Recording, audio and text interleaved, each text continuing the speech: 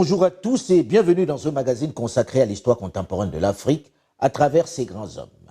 Nul n'a le droit d'effacer une page de l'histoire d'un peuple, car un peuple sans histoire est un monde sans âme. Les grands jours tant souhaités est enfin arrivé.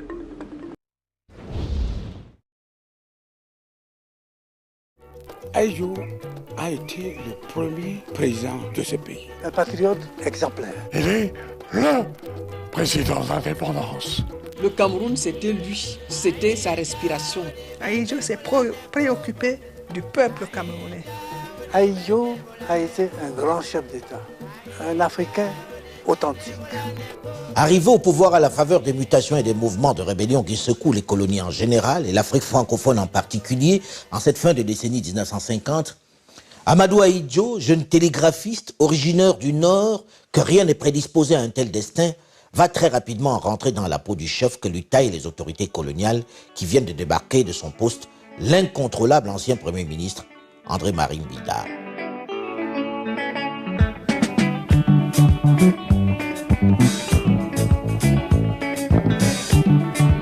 Amadou Ahidjo, cet abîme de silence dans une Afrique fascinée par la magie du verbe, qui dit haïr le dogmatisme et qui s'est défini comme un pragmatique, va malgré son ancrage du début à sa province d'origine, réussir au forceps à réaliser dans ce pays hétéroclite, qui est une véritable Afrique en miniature, l'unité nationale. Parcouru les 5 départements du Cameroun occidental, le chef de l'État a regagné la capitale fédérale. Il a pu sentir dans l'adhésion de tous ceux qui étaient venus l'accueillir la conviction qu'une fois de plus, il avait utilement servi la cause de la patrie. Monsieur Solomon Tandeng Mouna, qu'accompagnait son premier vice-président, Monsieur Maïmatip, est venu présenter au chef de l'État les membres du bureau de la nouvelle Assemblée nationale. Le président Ahidjo a évoqué le rôle essentiel que l'Assemblée doit jouer dans la vie politique du Cameroun. Les ministres Paul Biya, Senghor Akpo et Yadji Abdoulaye assistaient à l'entrevue. L'unité nationale, son principal slogan, sa priorité, son objectif, passe d'abord par la réunification des deux parties du Cameroun. La partie anglophone, qui au début souhaitait se rallier au grand voisin le Nigeria, va accepter sous la pression diplomatique d'Ahidjo de rejoindre définitivement la partie orientale francophone. Cela se passe le 20 mai 1972. L'unité nationale atteinte, Amadou Ahidjo, qui au fil des années a installé un pouvoir fort, voire autocratique, est réélu pour la 3e fois à la magistrature suprême du Cameroun. Il faut dire qu'il n'a désormais aucun adversaire face à lui. Les militants nationalistes ayant été arrêtés ou tués un peu partout dans le pays. Les prisons de Tcholiré et de Yoko tournent à plein régime. Il n'y a pas de tribunaux, donc vous êtes arrêté, interrogé, interné. À aucun moment vous ne voyez ni un juge ni un magistrat et encore moins un avocat. Et vous ne savez même pas ce qu'on vous reproche avec exactitude puisqu'on ne vous fait même part de rien du tout. Et ensuite les conditions sont assez pitoyables et très très dures. Comme je le décris dans mon roman, ça c'est pas de la fiction, c'est la réalité. C'est dans une certaine sérénité qu'Ahidjo, que plus grand chose ne menace, entreprend les grands travaux, les grands chantiers qui vont placer le Cameroun parmi les pays africains en voie de développement. C'est la période du développement des infrastructures. C'est également le moment de l'industrialisation du Cameroun. L'agriculture fait aussi partie des priorités du président qui réalise ce qu'il va appeler la révolution verte. Et même si le Cameroun découvre quelques gisements de pétrole sur ses côtes atlantiques, le président Ahidjo n'y accorde qu'un intérêt limité.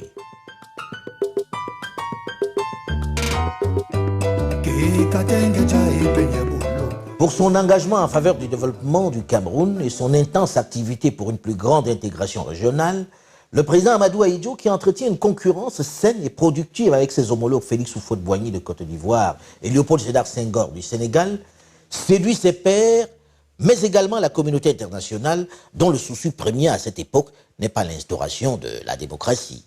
C'est tous les grands décideurs de la planète qui le reçoivent avec tous les égards, surtout qu'il entretient une diplomatie particulièrement active et efficace. C'est donc très naturellement qu'il est réélu en 1980 après le simulacre de suspense qui caractérisait ses déclarations de candidature. Après une floraison de motions de feinte ou réelles pour le convaincre d'être candidat, Ahidjo accepte au congrès de Bafoussam de rempiler pour 7 ans encore. J'ai décidé de répondre oui à votre appel, à l'appel du peuple. Oui, J'accepte l'investiture de mon parti, l'Union nationale camerounaise. Oui, j'accepte de solliciter un nouveau mandat à la magistrature suprême de mon pays. Amadou Ahidjo, qui entame en 1980 un nouveau septennat à la tête du pays qu'il dirige depuis 1958, soit 22 ans de règne déjà, n'a que 56 ans. L'âge auquel beaucoup en Occident aspirent enfin légitimement au trône. Et même si la colère gronde, personne n'ose trop parler devant une machine policière répressive qui met à l'ombre très souvent sans procès tous ceux qui sont soupçonnés de menacer la sécurité de l'État. Le mandat qui débarque donc s'annonce sans souci, calme et serein. L'ordre règne dans le pays en ce début de la décennie 80. Et les Camerounais, amoureux du football, s'apprêtent plutôt en cette année 1982 à vivre une première participation à la phase finale de la Coupe du Monde qui se joue cette fois-là en Espagne. Après une remarquable participation qui réjouit l'ensemble du pays et même le continent tout entier, qui jusque-là ne s'était pas illustré dans ce tournoi, personne ne s'attend en ce mois de novembre 1982, par une journée de chaleur de saison sèche, à assister à ce qui va symboliser le virage décisif dans l'histoire du Cameroun. Camerounaises, Camerounais, mes chers compatriotes, j'ai décidé de démissionner de mes fonctions de président de la République unie du Cameroun. En cette circonstance capitale, je voudrais du fond du cœur remercier toutes celles et tous ceux qui, depuis bientôt 25 ans, ont accordé leur confiance et apporté leur aide dans l'accomplissement de mes lourdes tâches à la tête de l'État. Je vous exhorte à demeurer un peuple uni, patriote, travailleur, digne et respecté. Vive le Cameroun. Cette démission subite en apparence suscite bien sûr, dans un premier temps, la peur.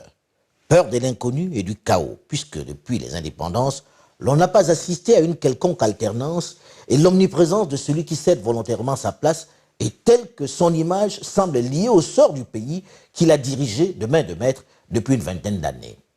Et dans ce pays où plane l'ombre d'un tribalisme longtemps entretenu tant par les colons que par les autorités qui s'en servent pour diviser et se faire soutenir dans leur région, beaucoup redoutent de voir imploser la fragile unité nationale construite patiemment par Amadou Ahidjo.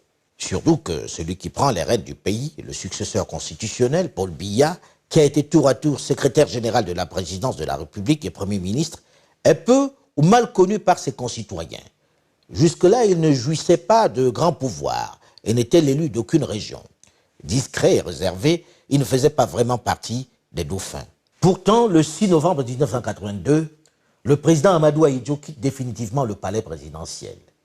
Il cède la place à son successeur constitutionnel, celui qu'il a contribué à hisser au fil des ans dans les sphères du pouvoir. C'est avec tous les honneurs qu'il cède la place devant des collaborateurs quelque peu désorientés et partagés. M. Paul Biya a succédé à la tête de l'État à son illustre prédécesseur Amadou Ahidjo selon un cérémonial haut en couleur et empreint d'une solennité plutôt particulière. C'est au palais de l'Assemblée nationale, ainsi qu'en dispose la Constitution, qu'a eu lieu la prestation de serment devant les membres de l'Assemblée et les membres de la Cour suprême. Conformément à la Constitution, à la question posée par le président de l'Assemblée nationale, d'engagement sur l'honneur et devant Dieu de servir le peuple camerounais et de défendre l'unité et l'intégrité de la nation, son Excellence Paul Biya a répondu à Aïdo Souhait, je le jure, devenant ainsi le nouveau président de la République unie du Cameroun.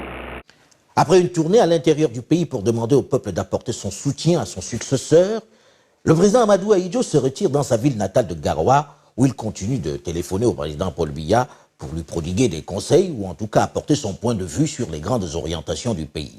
Lorsqu'il partait, sa femme m'avait appelé et m'avait recommandé de soutenir les nouveaux venus. C'était sa recommandation. Il m'avait dit, comme tu m'as soutenu, comme nous avons travaillé, fais de même pour ceux qui arrivent. Ahidjo reste le président du parti unique, l'UNC, l'Union nationale camerounaise. Un poste stratégique qui va faire dire à quelques-uns qu'en le conservant, il a voulu continuer d'influer sur le pouvoir. Il voulait démissionner, ça je le jure devant Dieu, il voulait démissionner de tout. Remettre le tout à son successeur. Mais je vous ai dit, toute la journée, ça a été des pourparlers, des machins pour le maintenir d'abord lui au pouvoir, essayer de lui faire prendre un congé. Et il a reçu, dans la soirée, deux de ses collègues du comité central. Donc Moussa Yaya, Ousmane Mey, qui était gouverneur du Cameroun, ils m'ont appelé, j'étais en bas, ils m'ont dit qu'on a demandé un rendez-vous au président qui ne veut pas nous recevoir. Et essayer d'intervenir parce qu'il faut absolument qu'on le voie, c'est très important. Je suis venu le voir, il était au salon. J'ai dit voilà, Moussa Yaya est dehors avec Ousmane Mey, ils veulent te voir. Et il m'a dit non, non, non, non, je ne vais pas les recevoir parce que je sais ce qu'ils vont me demander. Lui pensait à le persuader d'accepter le repos. J'ai dit non, essaie de les recevoir, tu ne sais pas ce qu'ils vont te dire. Tu es libre de dire oui ou non, mais enfin reçois-les. Alors, avant que tu envoies le communiqué, il les a reçus. Je n'ai pas assisté à leur discussion. Ils sont rentrés au salon, ils ont discuté avec lui, je n'étais pas là. J'étais dans mon salon. Et après, il m'a appelé. Il m'a dit, ils ont réussi à me convaincre que pour l'intérêt du Cameroun, pour ne pas faire un chaos, parce que lui, dès que tu lui parlais de l'intérêt du Cameroun et qu'il voyait que l'intérêt du Cameroun était vraiment en jeu, il était prêt à tout. Il m'a dit, ils ont demandé que je garde au moins le parti, qu'on l'efface du communiqué, que le communiqué n'annonce que ma démission. Mais que si le Cameroun apprend en même temps qu'il a donné tout à Biya, ça risque d'être un chaos. Ça risque d'être un désarroi général. Mais ils m'ont demandé de le garder au moins quelque temps, avant de remettre à Biya. Alors il me dit, ils ont fini par me convaincre. Et j'ai accepté. Et j'ai dit, qu'est-ce que tu vas faire? Il me dit, je vais le dire à Biya. Donc, il a téléphoné à Biya. Le lendemain, il s'est rendu compte que Biya n'était même pas au comité central. Et je ne s'était pas rendu compte. Alors, il a appelé, je me rappelle, les gens du comité central, là, je ne me rappelle pas, il y avait quelques-uns, il leur a dit, faites vite pour que Biya soit nommé président adjoint du comité central. Donc, on a nommé Biya président adjoint. Et à Idjo, ça, je suis sûr et certain, il a fait les pleins pouvoirs. On a toujours dit qu'Aïdjo voulait, tout de suite après, il faisait tout pour revenir au pouvoir. Mais je ne comprends pas cette aberration. Quelqu'un de lui-même décide de démissionner contre l'avis de ses ministres qui étaient là, contre l'avis de tout le monde. Ça a été un boum. Pourquoi avoir démissionné pour revenir au pouvoir? Pourquoi il s'est revenu? Pourquoi il a démissionné alors? Personne ne le poussait, personne ne l'obligeait à démissionner. Ce n'était même pas couru, il n'avait pas annoncé aux gens qu'il allait démissionner et puis qu'il a fait marche arrière. Il n'a dit à personne. Il n'y avait que moi qui savais qu'il devait démissionner. Alors, est-ce que vraiment c'est logique? À aucun moment, je vous assure, à aucun moment, Aïdjo n'a pensé revenir au pouvoir. Quoi qu'il en soit, au cours de l'année 1983 qui s'écoule paisiblement, les relations entre l'ancien président Amadou Aïdjo et son successeur Paul Biya semblent se distendre. Ce n'est plus le parfait amour. Le jeune président désire visiblement prendre son indépendance. Et bien sûr, ses proches, ses collaborateurs, veulent couper au plus vite le cordon qui les lie. Parce que moi, je me dis, tout ce qui s'est passé entre Aïdjo et Biya, il y a beaucoup d'entourage étaient derrière. Il y a d'abord les gens de son ethnie.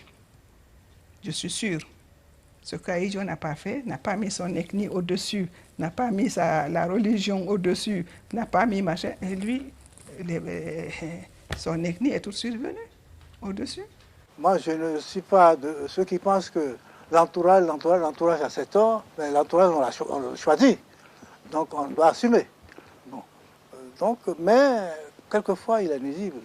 Quoi qu'il en soit, le climat au Cameroun à partir de cette année 1983 est de plus en plus tendu. Les rumeurs intempestives évoquent l'état de plus en plus exécrable des relations entre le président Paul Biya et son prédécesseur, Amadou Aïdjo.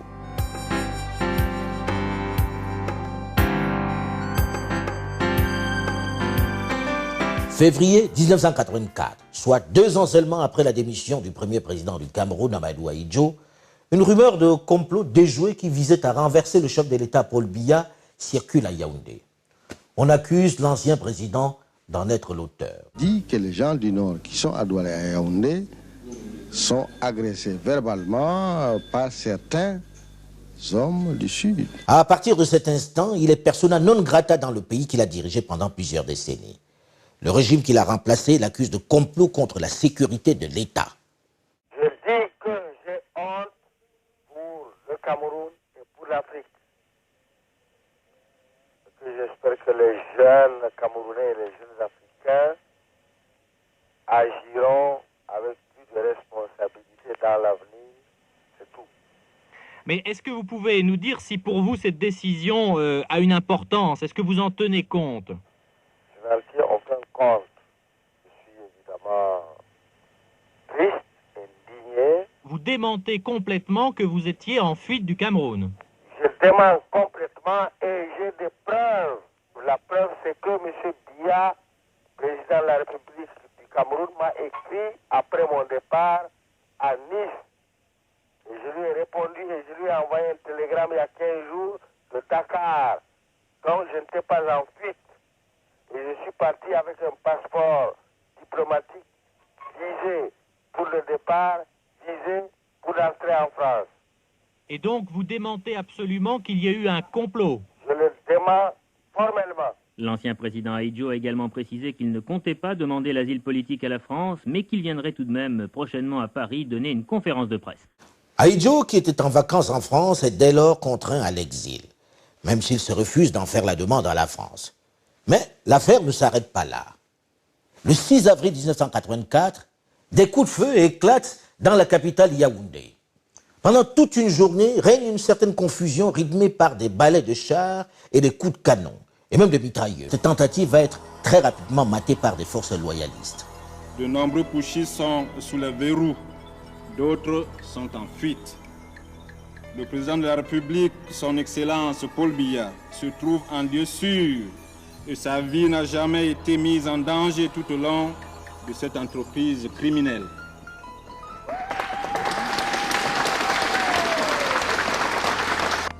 Le nettoyage de la ville des éléments factieux se poursuit activement. Aujourd'hui, l'opinion internationale sait et doit savoir que ce complot n'était que réalité et que si certains malpensants ont cru devoir mettre en doute et sa véracité et le verdict du tribunal y consécutif aujourd'hui, le verdict de l'histoire est là. Il est sans appel. Les ennemis de la République, les ennemis de l'unité nationale sont désormais démasqués et mis à nu. Commence alors une vaste vague d'arrestations de militaires, majoritairement de la province du Nord, la région de l'ancien président Ahidjo. À nouveau, on voit derrière cette tentative la main de l'ancien homme fort du pays, ce qu'il demande naturellement. Mais l'on se base sur une interview de lui diffusée sur une radio française, RMC, où il ne condamnait pas le putsch pour l'incriminer définitivement. Moi, ce dont je suis au courant, un matin, le radio Monte Carlo a téléphoné à Yaoundé, au Mont Vert, vers Mougins où on était. Monsieur le Président, on entend des coups de feu à Yaoundé depuis ce matin, ça bombe, ça tourne de partout, la radio internationale, la radio est coupée, et est-ce que vous êtes au courant de quelque chose? Ahidjo leur a dit, c'est vous qui m'apprenez qu'il y a des tirs de tous les côtés, c'est vous qui venez de m'apprendre, je ne suis pas au courant. Il ne savait pas qu'elle l'avait branché sur écoute. Alors il lui a dit, et si c'était vos partisans, Monsieur le Président? Ahidjo leur a dit, si c'est mes partisans, ils gagneront. Ça, il a dit, tac, et il est parti. Et il a quitté la maison, il est parti passer toute la journée à Cannes. Mais il a dit, imaginez-vous un type qu'on a agressé de tous les côtés à la fois, bon, quelqu'un vous dit ça, il ne savait pas. On lui dit, si c'est le putsch, si c'est vos partisans, il allait lui dire quoi? Que les partisans vont perdre? Il a dit, si c'est mes partisans, ils vont gagner. Et il est parti. Yaoundé en a fait tout un machin. Puisqu'il a dit ça, c'est qu'il savait qui était. C'est donc je suis au courant. Très vite, des dissensions se font jour entre les deux hommes. Ahidjo, musulman du Nord, reproche à son successeur, chrétien du Sud, de brimer le nord du pays. Paul Biya, lui, accuse son prédécesseur d'avoir été un despote. La brouille culmine en février dernier, quand Amadou Ahidjo, désormais installé en France, est condamné à mort par contumace par un tribunal militaire de Yaoundé. Alors, les événements de la nuit sont-ils l'épilogue de cette querelle de chefs? Rien ne permet pour l'instant de l'affirmer, d'autant qu'Amadou Ahidjo nous déclarait ce matin tout ignorer des auteurs du coup de force. Je ne pense pas qu'il était en 84 l'inspirateur véritablement, mais qu'il était informé et qu'il attendait que ça se passe, il espérait que ça se passerait bien. Disons à peu près, je ne suis pas loin de la vérité en disant ça. Il n'était pas l'auteur du putsch, mais il n'a pas désavoué. Et si le putsch avait réussi, il en aurait été content. Et d'ailleurs, il l'a dit de façon imprudente, parce que ça a servi contre lui.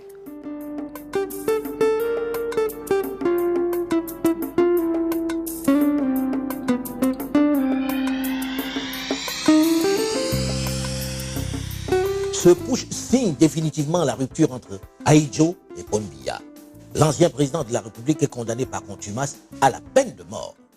Je pense qu'un accusé a quand même le droit de savoir de quoi il est accusé et de préparer sa défense. Pas à 6000 km.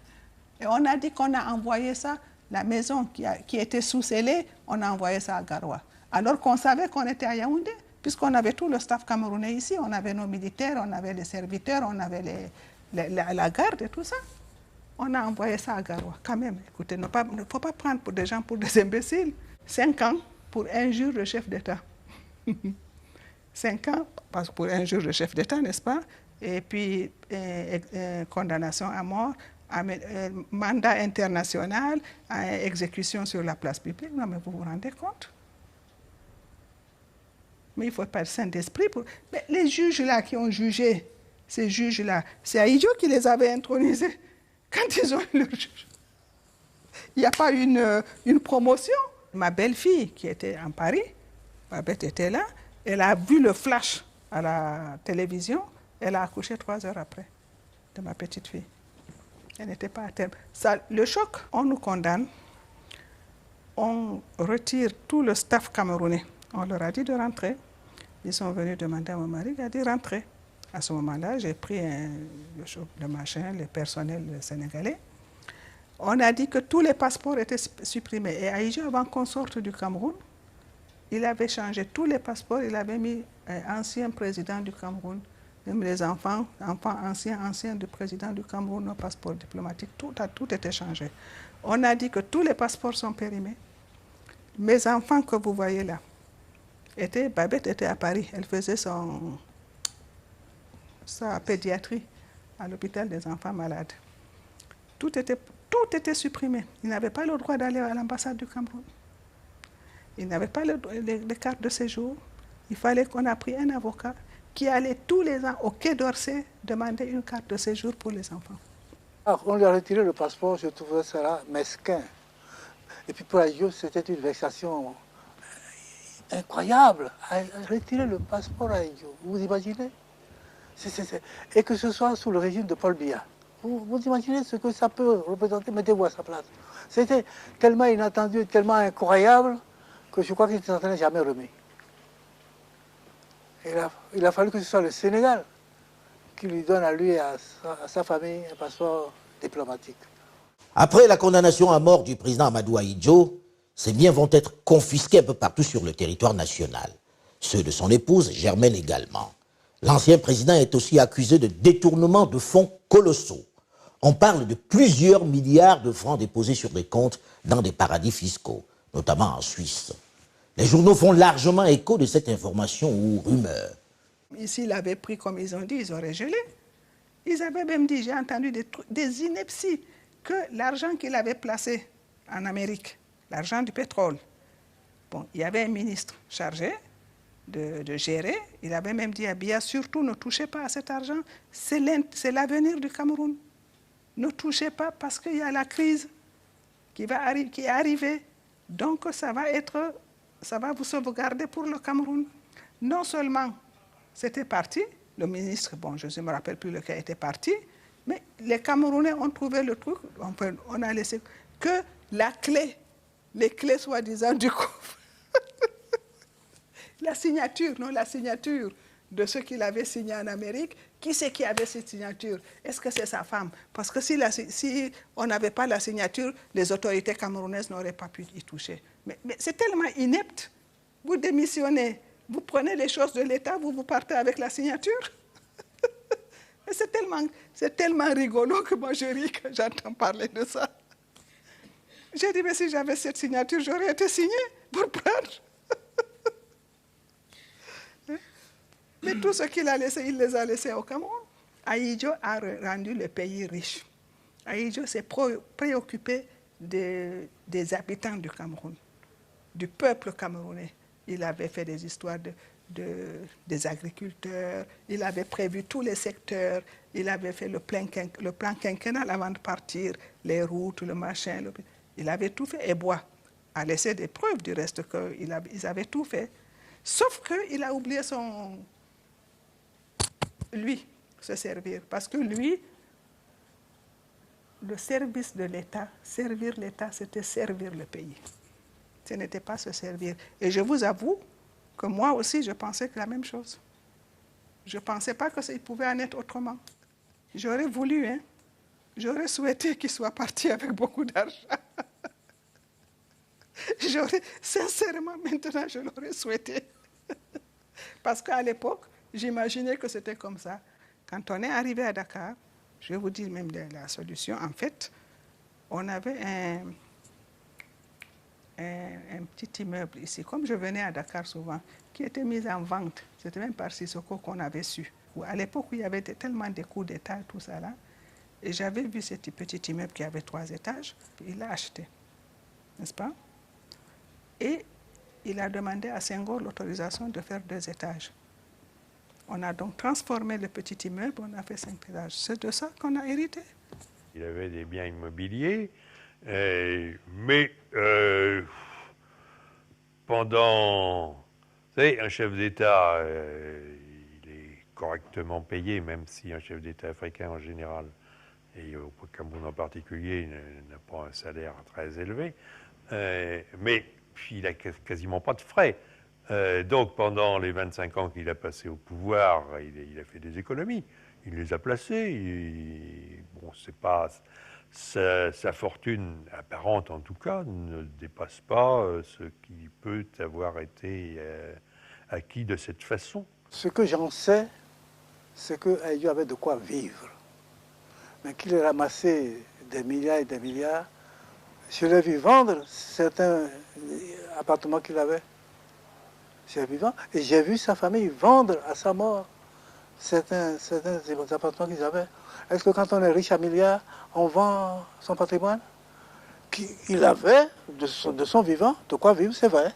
C'est exact. Il était à l'aise, il n'était pas pauvre. Ce push manqué et ses conséquences relancent le débat sur les raisons réelles du départ du président Amadou Ahidjo.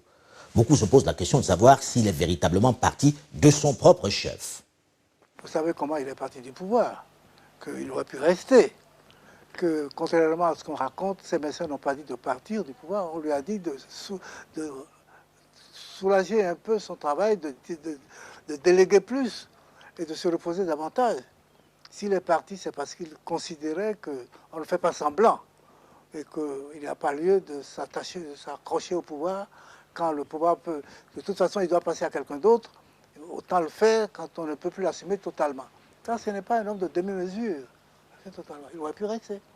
Par conséquent, quand on parle librement, la nostalgie, je n'y crois pas beaucoup. Par contre, voir le Cameroun ne plus aller faire une marche en avant, ne plus aller dans le sens que lui souhaitait, dans le sens du développement et de la cohésion nationale, ça le faisait sourire énormément.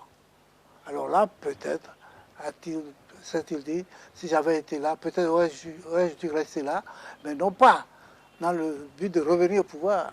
S'il a eu un regret de ne pas être là, ce serait certainement ce constat-là, mais pas un désir de revenir. J'ai rencontré, longtemps après, lorsqu'il était réfugié en France. Nous avons parlé, il m'a dit qu'il y était pour rien.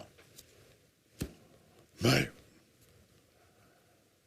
je m'en rapporte à ce qu'il m'a dit, parce que j'avais quitté le Cameroun depuis très longtemps. Je pense qu'il a essayé de revenir au pouvoir et qu'il a échoué. En 1984, Amadou Ahidjo, qui avait une maison à Dakar et qui entretenait d'excellentes relations avec l'ancien président Léopold Sédar Senghor et son successeur Abdou Diouf, trouve asile au Sénégal. Il s'y installe avec son épouse et ses filles. En même temps que les autorités de Yaoundé s'emploient à bannir son nom de tous les édifices nationaux, commence une importante purge du régime. Les proches ou supposés de l'ancien président sont écartés des affaires et des postes importants. Il règne un climat délétère dans la capitale camerounaise, un climat dans lequel les officiers et cadres originaires du Nord vont payer le prix fort. C'est par centaines que l'on les envoie discrètement à la mort ou dans des prisons. C'était les gens du Nord qui étaient à la militaire, bon, qu'ils voulaient qu'on commençait à dégommer pour mettre les leurs. Le putsch a démarré comme ça.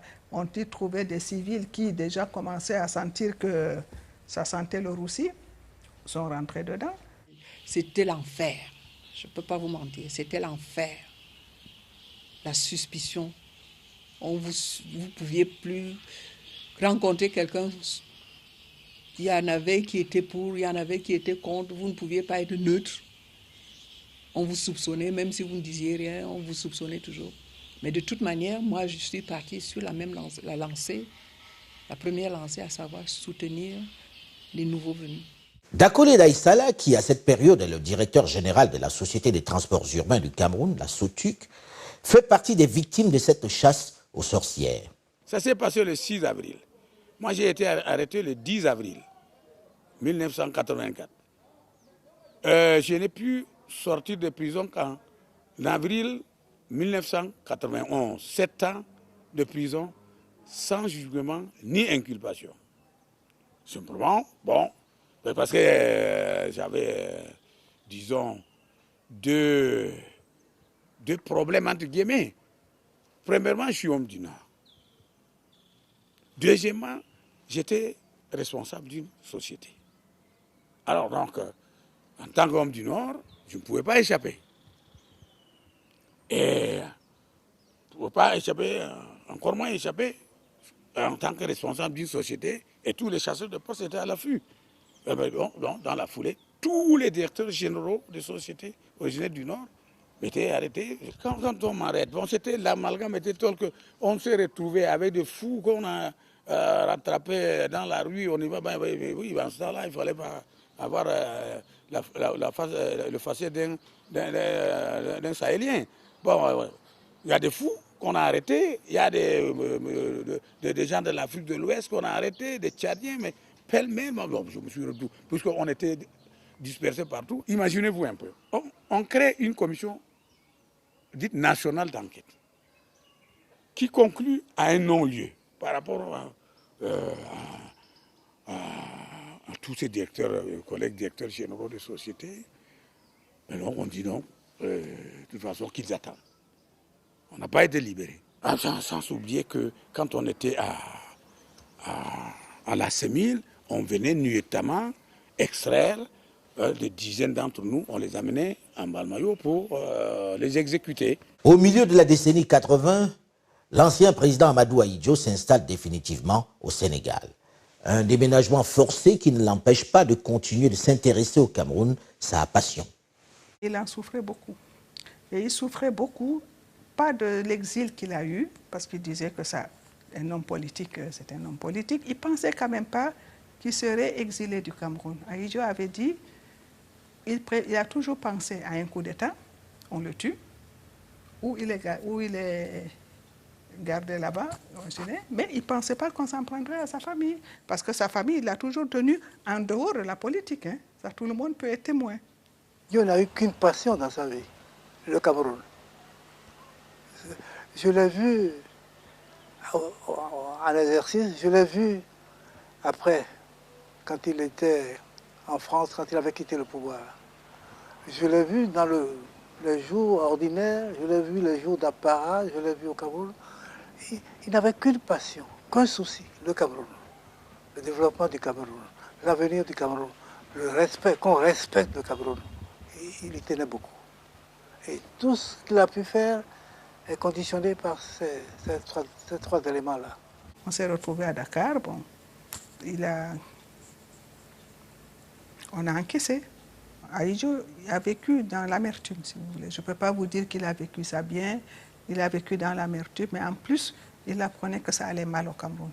Il se mourait de savoir son pays. Il dit que tout un peuple allait souffrir parce que les gens n'ont pas su gérer. C'est ça qu'il m'a dit. Tout un pays allait souffrir parce que les gens n'ont pas su gérer. 30 novembre 1989.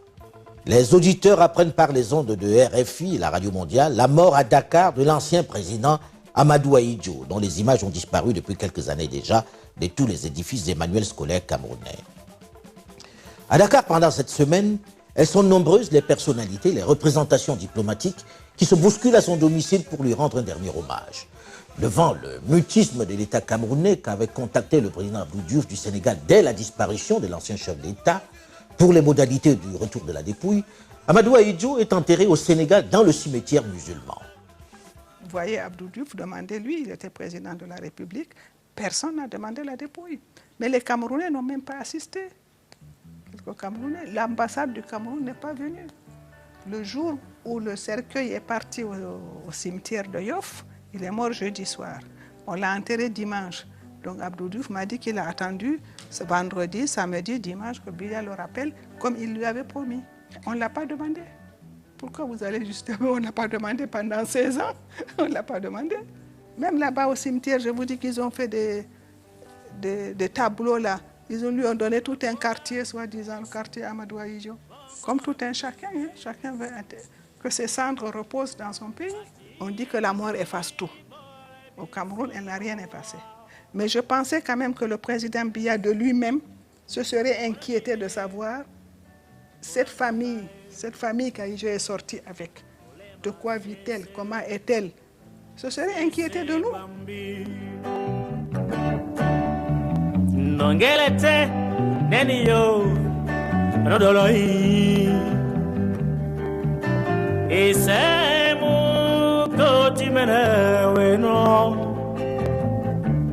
En 1992, le vent de démocratie qui souffle sur le continent arrive au Cameroun. Dans le contexte passionnel des élections pluralistes qui se préparent, le nom de l'ancien président, qui était jusque-là banni, refait surface dans les lieux publics et les meetings. De nombreux hommes politiques de l'opposition, parmi lesquels ses anciens adversaires, militent en faveur de sa réhabilitation. La même année, l'Assemblée nationale, dans un souci d'apaisement, finit par voter une loi d'amnistie en faveur de l'ancien président et de tous ceux qui ont été condamnés avec lui pour la tentative de putsch. Mais sa dépouille va rester au Sénégal. Je pense, personnellement, Ahidjo n'est pas un fonctionnaire ou un simple Camerounais venu mourir à Dakar, n'est-ce pas?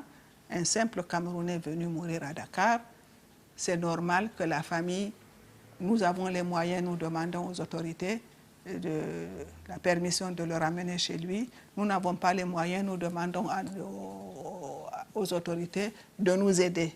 Mais Ahidjo est un chef d'État, il ne faut pas l'oublier. Il n'a pas été renversé, malgré tout ce qu'on a collé sur lui, même si c'était vrai en fait. Mais la mort est la mort, il est bon. Maintenant, il est devant son créateur. Il a laissé un nom dans son... On ne peut pas prendre une éponge et effacer le nom d'Ahidjo. On ne peut pas. Le Cameroun n'a pas de passé. Le Cameroun est né en 83. Et avant 83, il est sorti d'où? Il y a quelqu'un qui était là.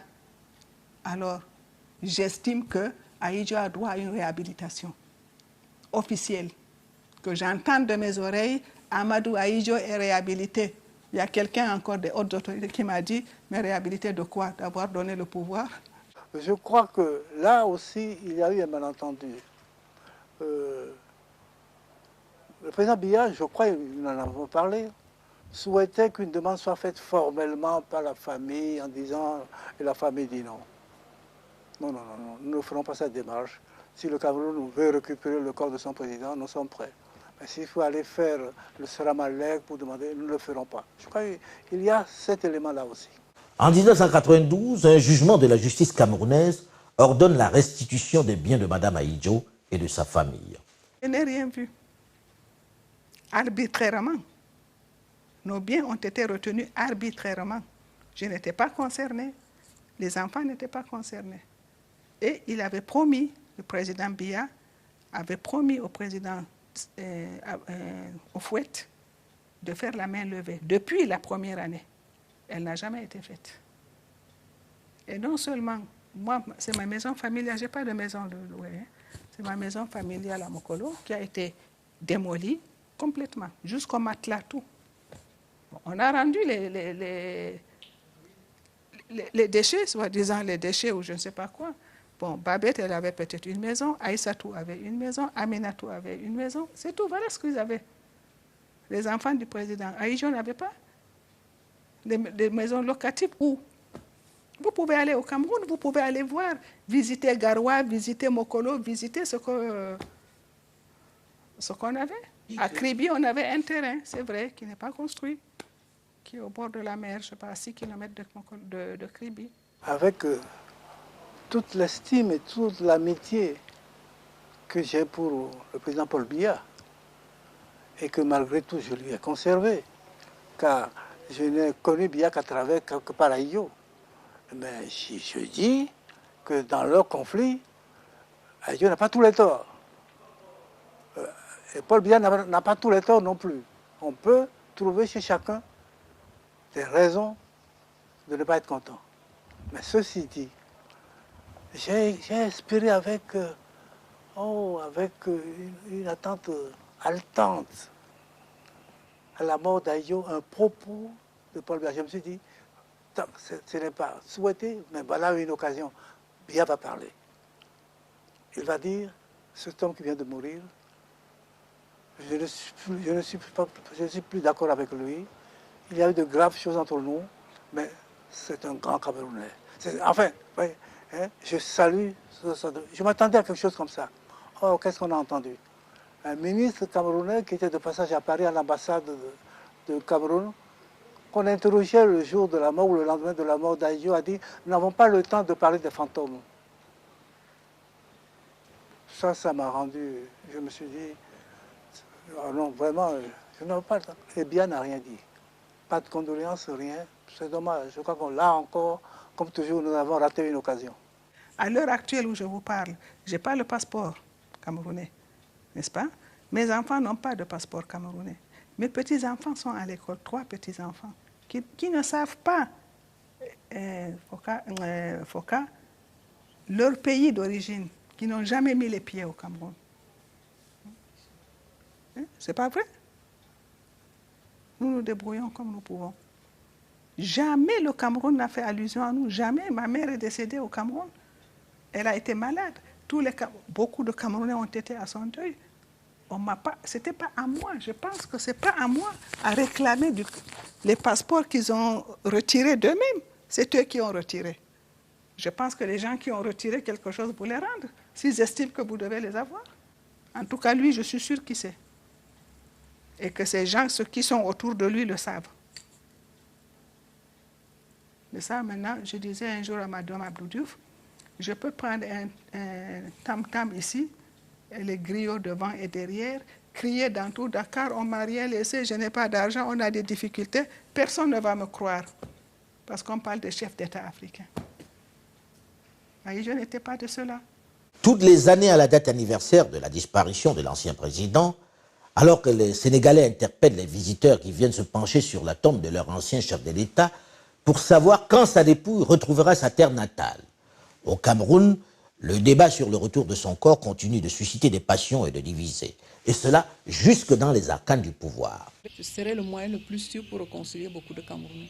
Parce que, quoi qu'on dise, Aïdjo n'a pas toujours été que méchant.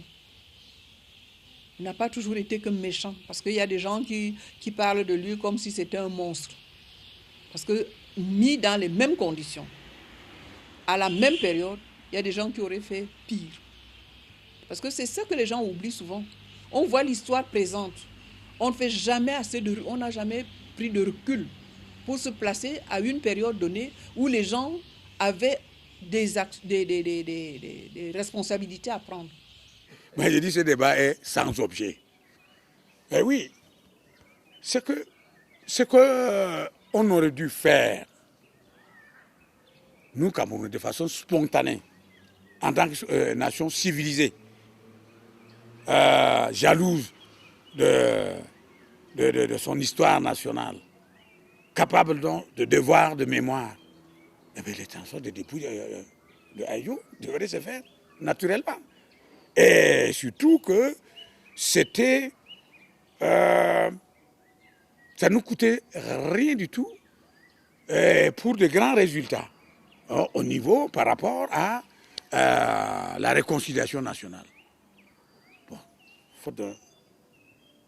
pour le régime de l'avoir fait à temps, eh bien, on assiste à un pourrissement aujourd'hui, pourrissement qui occulte les choses, eh bien, qui déchaîne des passions dans lesquelles je ne rentre pas. Mon regard, c'est celui d'un homme qui appartient à un pays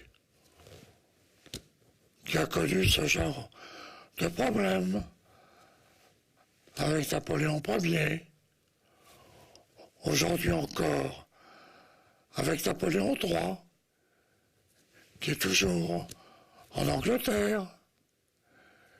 Et je vous réponds que c'est aux Camerounais de décider.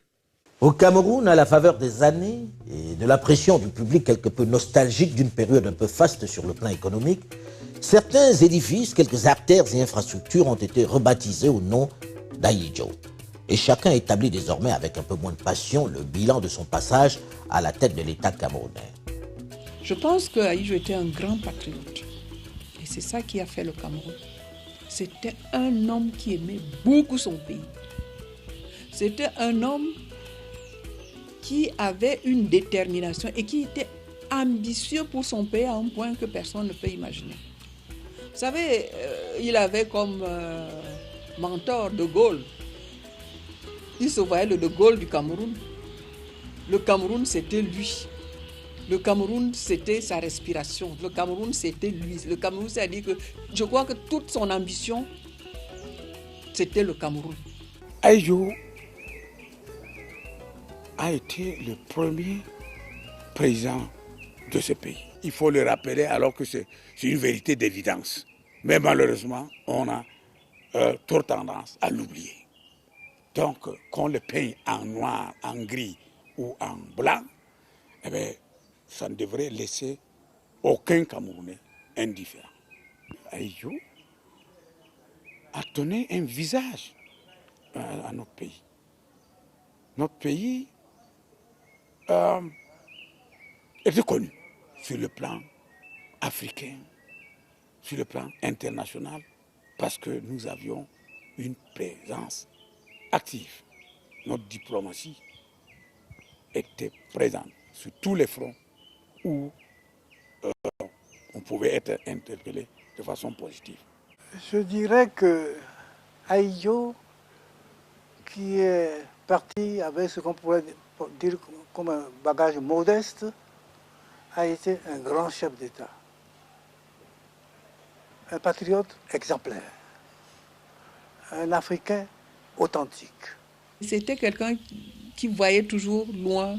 La chose qui était eu sa fierté, c'était Khmer. Khmer,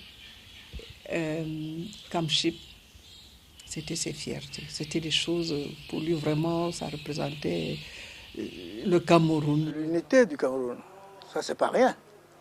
Hein? L'unité du Cameroun, ça n'est pas rien. Il fallait le faire, il l'a fait. Et il a fait avec maestria. Il a conduit ça. C'était pas facile à faire. Il l'a fait. Ça seul aurait suffi à sa gloire. Mais le développement du Cameroun, qui aurait pu peut-être aller plus vite s'il était moins rigide quant aux règles de l'État, mais qui a été constant de son temps. Hein? Vous me direz que les circonstances étaient fait favorables. D'accord. D'accord, non, mais on n'a pas besoin de mentir pour servir la mémoire d'Ahidjo. Ce qu'il a fait de bien suffit par rapport à ce qu'il a pu faire de mal. Donc, le développement agricole du Cameroun, les recherches concernant le pétrole, le développement social du Cameroun, les infrastructures du Cameroun, il y est pour beaucoup. Et ça n'est pas rien. Quand il quittait le Cameroun, c'était un pays dont la signature était estimée. Quand on avait une affaire pour le Cameroun, avec le Cameroun, on n'hésitait pas à y aller.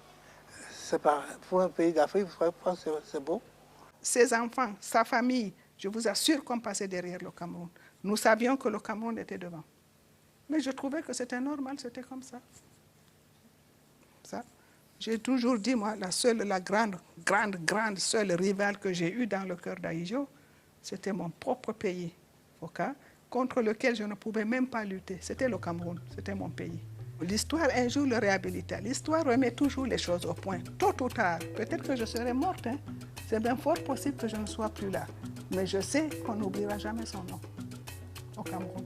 Ça, c'est une certitude. Ceux qui avaient pensé au départ qu'on pouvait effacer d'un coup d'éponge ce nom-là, qu'on ne le prononce jamais, se sont trompés. Cet homme n'a vécu que dans cet amour-là. Le Cameroun, je lui disais, papa, le Cameroun, il faut nous la paix. Moi, j'aime mon pays, mais quand même, hein, parlons d'autre chose. Non, mais vraiment, on n'imagine pas à quel point ça a hanti, c'était le Cameroun. Pas la nostalgie du pouvoir, mais le développement et le devenir du Cameroun. À tort ou à raison, il avait l'impression que les choses n'allaient pas aussi bien que de son temps, alors qu'il aurait souhaité que ça aille mieux. Peut-être se trompait-il, mais c'était sa conviction. Il a été le Premier ministre et, le président du gouvernement et le président de la République du Cameroun pendant les années qui ont suivi l'indépendance. Il est le président de l'indépendance. Ça n'est pas rien. Si, globalement, comme l'affirme quasiment tout ce que nous venons d'écouter, le passage d'Ahidjo à la tête de l'État camerounais est plutôt bien apprécié, sa famille, du moins sa veuve, semble, elle, avoir été quelque peu oubliée comme la dépouille de l'ancien président au Sénégal, sans passeport. Vous me faites dire quelque chose que je n'avais pas envie de dire. Mais c'est vrai, ces jours-ci, je vais décider d'entreprendre une démarche auprès du président Biya. Et je m'en suis même ouvert à Mme Ahidjo. Mais on prend toujours son temps et je crois que j'ai tort de n'avoir pas fait encore. J'en ai bien l'intention.